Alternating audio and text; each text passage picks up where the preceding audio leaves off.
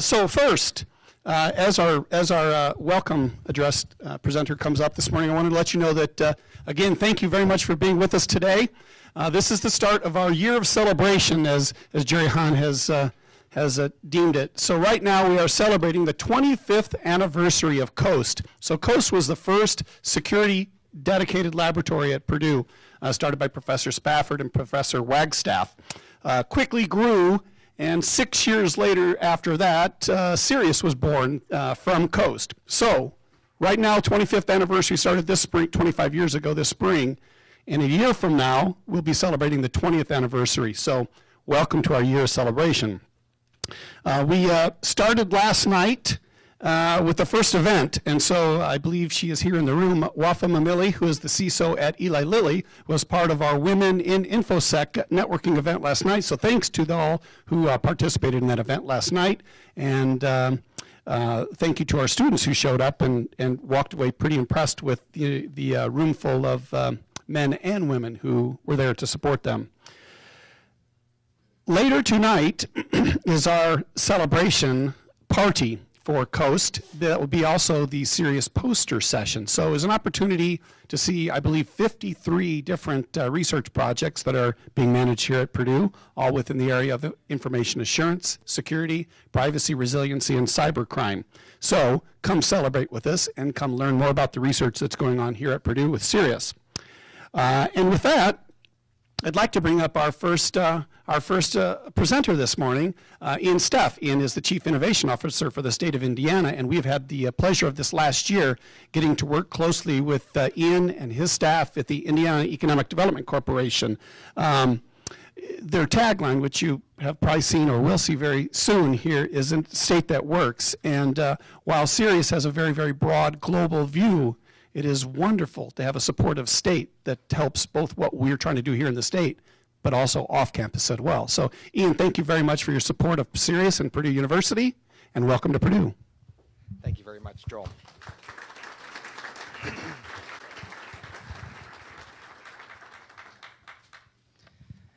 Good morning. On behalf of the Governor and our Secretary of Commerce, welcome to this symposium. I was invited to speak this morning back in January when Joel and I were going around the state of Israel for the Cyber Tech Summit there. So we were over there for a week, and you really get to know someone when you're in the back of the van traveling hours around small roads in Israel going back and forth. But what we did learn there was that we have great partners in the state of Israel while we were over there, some of whom are here today. On behalf of the state, again, welcome. Looking forward to this symposium today. I'd like to call out our state's cyber security advisor, Doug Rapp. Doug Rapp, if you could raise your hand, he'll be here throughout the 2 days of the symposium, so feel free to track him down as well. You know, I've been in this capacity for the last 3 years, serving under Governor Pence and now Governor Holcomb, and I can tell you that as I travel around the state, you know, I see billion-dollar industries solving billion-dollar challenges every day in a diversified set of sectors, whether it's agriculture, pharma, advanced manufacturing, aerospace, and defense. We have those industries here that are solving the next challenges that are posed to us, and certainly the cybersecurity industry is one that's taking off strong here in the state of Indiana as well. We have many growing cybersecurity firms, including Ponderance and Rook Security and Kinney Group, and many others that continue to grow. I would also say that it's an exciting time to be in the state of Indiana as we look forward to our third century of innovation here in the state. I would say that you know, we just celebrated our 200th year anniversary, and this is a state that continuously performs, works, and it's a state that makes things, grows things, connects things, and moves things. And you can't do any of those things without securing those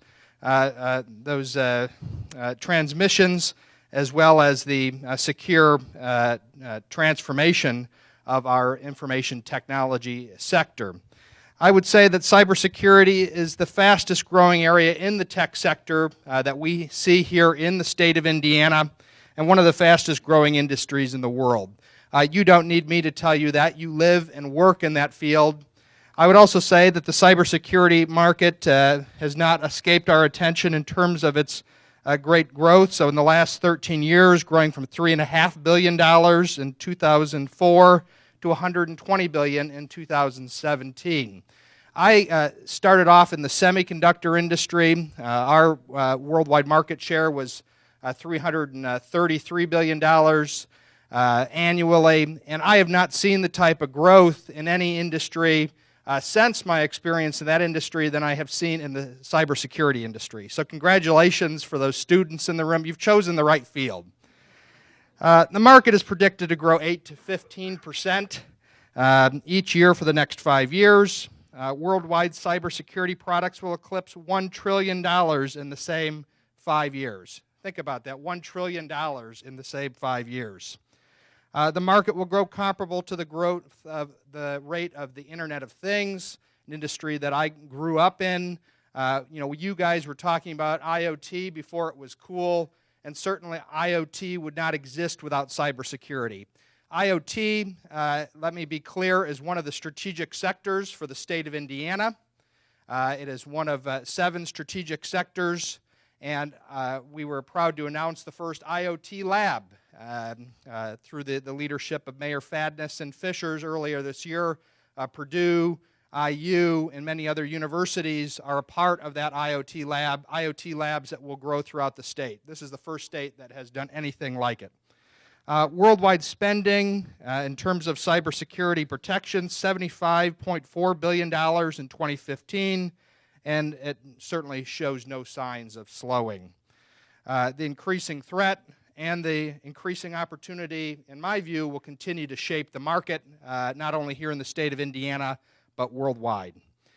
Threats to the Indiana economy. So we look at opportunities at the Indiana Economic Development Corporation, and we look at opportunities. General threats include nation-state cyber criminals, hackers, hacktivists, lone wolves, insider threats. In 2016, cybercrime cost the global economy over $450 billion. $450 billion. Over 2 billion personal records were stolen in the U.S., myself included. Given my federal government experience, I was the recipient of multiple letters, and I'll tell you, certainly a great deal of disappointment there as well, but certainly opportunity. Many leading industry experts predict the 3 top threats for 2017 will be ransomware, extortion, attacks on industrial control systems, and again, insider threats. 80% of ransomware attacks are in the healthcare industry, so many of you are here in the healthcare industry. You certainly know that very well. Personal health information is 50 times more valuable in the black market than financial information.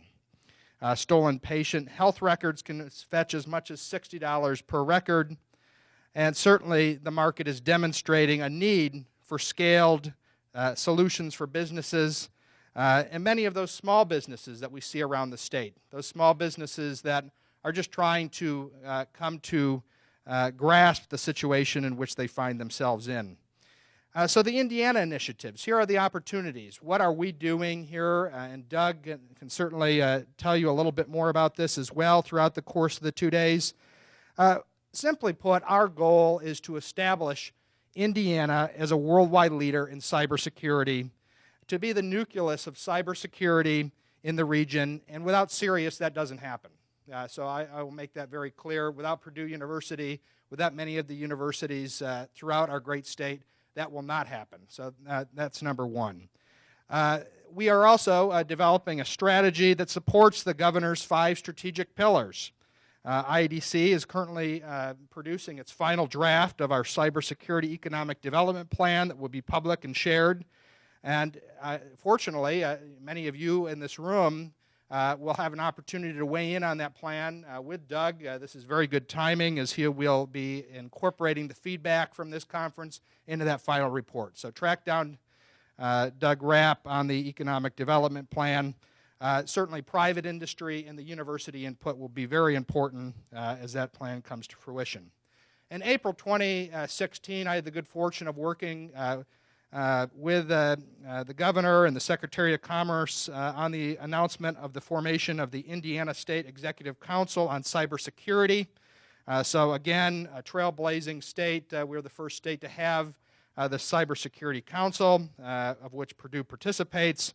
And it very much is charged as a public-private partnership that will be tasked with enhancing Indiana's ability to prevent, respond to, and recover from all cybersecurity issues, and more importantly, draw on the experience of the private sector. Without the private sector in this room, the council would be, quite meaningless in my view, and certainly the private sector has embraced this council that will pave new paths for us here in Indiana. Some of you may have heard about the $1 billion innovation agenda. The $1 billion Innovation and Entrepreneurship Agenda was started by Governor Pence in July of 2016. Governor Holcomb has fully embraced that agenda. It's one that I lead on behalf of the Indiana Economic Development Corporation. $1 billion over 10 years. What does that look like? Well, a great deal of that $1 billion will be devoted to venture capital investments in fields that are strategic to the state, like cybersecurity, like IoT. We have seen that our venture capital deployment continues to rise, but it is also a risk if we don't keep up with our neighbors. We will not have the type of small business growth and startup growth that we would like to see. So about $500 million will be devoted to venture capital. I am also calling this a $100 million fund as part of that $1 billion initiative. It's called the Industry-Driven Innovation Partnership Fund. This will spur industry investments in strategic sectors, in areas like cybersecurity. I would say that what this will look like is a group of industry coming together alongside a university and suggesting here are some challenges that we want to solve over a multi-year period. They will bring cost share to the table, and CERIAS is a great platform to help organize such an industry-led effort. So that's $100 million over 10 years. I felt very strongly that we needed to enhance our public-private partnerships in our strategic sectors across the board. When I first came to this position, we started off a few other partnerships in the Composites Institute. Some of you might be familiar with the Indiana Manufacturing Institute here at Purdue. That was enabled by seed funding from a similar fund. We're just taking that and putting it on steroids, and I would say that we're very excited about that. So that, in a nutshell, is the $1 billion initiative. There are a few other components, including transferability of our venture capital tax credit, which will enable additional startups throughout this exciting space. Indiana's greatest assets. As we look around, we're standing in one of them. And it's not just because my wife graduated from this fine institution, of which she's always fond of reminding me that the first and last man to walk on the moon graduated from this school. I would say certainly our great research universities put our state on the map in this field and others. I came to know Indiana from my experience in the semiconductor industry, where I was supporting partnerships called the Focus Center Research Program here at Purdue, later known as the StarNet program, where industry, Intel, TI, Micron, and others were supporting 6.1 research at Purdue, at Notre Dame, and others across the state. So I firmly believe that that is the direction that we need to go. We need to spur industry to do more, and certainly that is a great asset.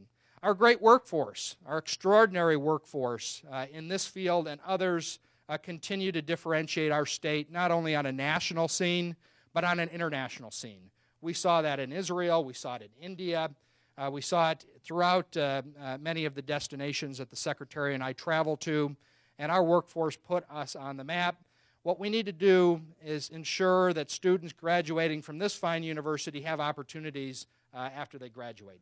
Simply put, that is the challenge, and that is what I hope comes out of this conference as well, talking about what does that workforce need to look like, and what are some of those potential economic opportunities that we see in this field.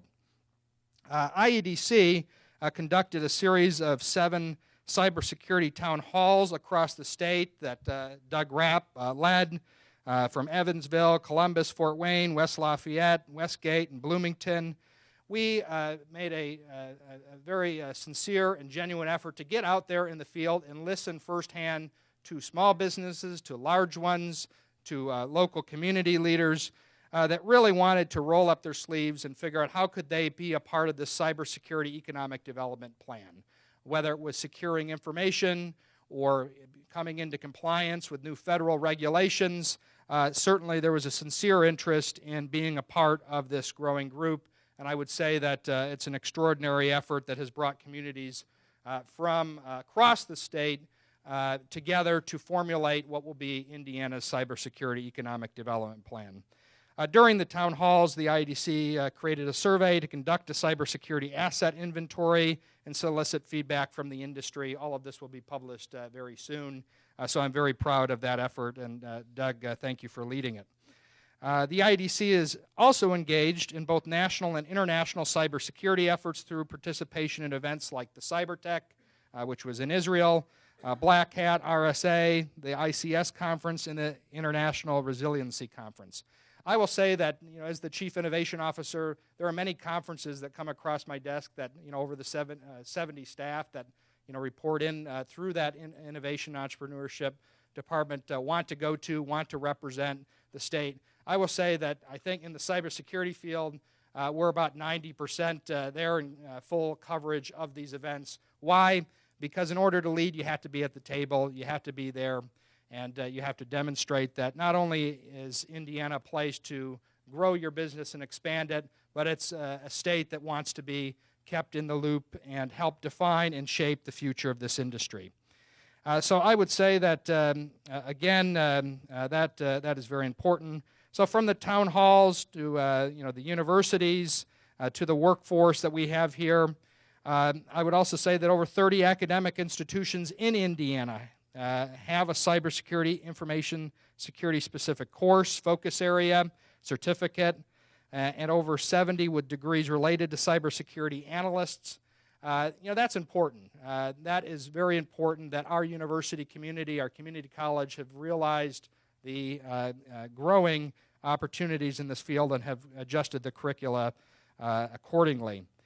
I would say that survey respondents to the IEDC's work said that innovation and entrepreneurship is only second to academia as Indiana's greatest asset. So there is a culture of innovation, a culture of that pioneering spirit here in Indiana, one that encourages folks to want to stay here. I would say the investment climate. When we're on the road, people are well aware of the low tax rate here, but also the AAA bond rating.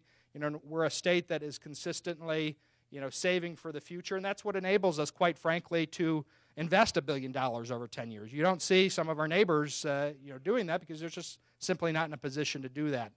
I would say that research was identified as one of the top Indiana assets. Indiana is home to the 6 major research institutions, some of whom I've already mentioned, and numerous NSA and DHS academic and research centers of excellence. So that certainly puts us on the map. Indiana is home to some of the world's first complex cybersecurity training. Some of you are familiar with the Muscatatuck and the Urban Training Center down south. I would say last year the state teamed up with companies and universities to conduct a full-scale exercise named CRITEX that included over 6 major water providers, the military, the state, the National Emergency Management Organizations. So we not only have access to people, but we have access to shared infrastructure. And if any of you have not been to Muscatatuck, it's certainly something that you need to check out and something certainly industry is very much interested in leveraging. NSWC Crane is also very important to us in southern Indiana. The Center of Electronic Warfare for the country and the 3rd largest Navy base in the world is in Indiana, in southern Indiana, in Crane. the Battery Innovation Center, right on the outskirts of the Crane Navy Base. Certainly something that is of a great deal of importance to the cyber ramifications to the electric grid. We have that shared infrastructure available to us. And lastly, Indiana does very well in cybersecurity and digital forensics. The partnership with the Indiana State Police in Purdue certainly is on our radar screen, and securing industrial control systems, securing the Internet of Things that IU, Purdue, and Crane have partnered on, and managing security services through a number of cybersecurity providers, both in-state and out-of-state. So I would just conclude by encouraging you to think big throughout these 2 days. I'm pleased that Joel is continuing to encourage folks to think big and to bring the right people together, from DHS to the state police to IEDC. I mean, you're really approaching it from all angles here. But also think about, what do those public-private partnerships need to look like to continue to ensure that Indiana is not only different, but Indiana will maintain our leadership role in this strategic sector throughout our diversified manufacturing and life sciences base. We need to take advantage of those assets, and I'm sure the people in this room will chart new public-private partnerships that will encourage folks to not only stay here, but to come here because of them. So with that, I encourage you to have a great time here, and look forward to working with many of you here in the next couple of days. Thank you.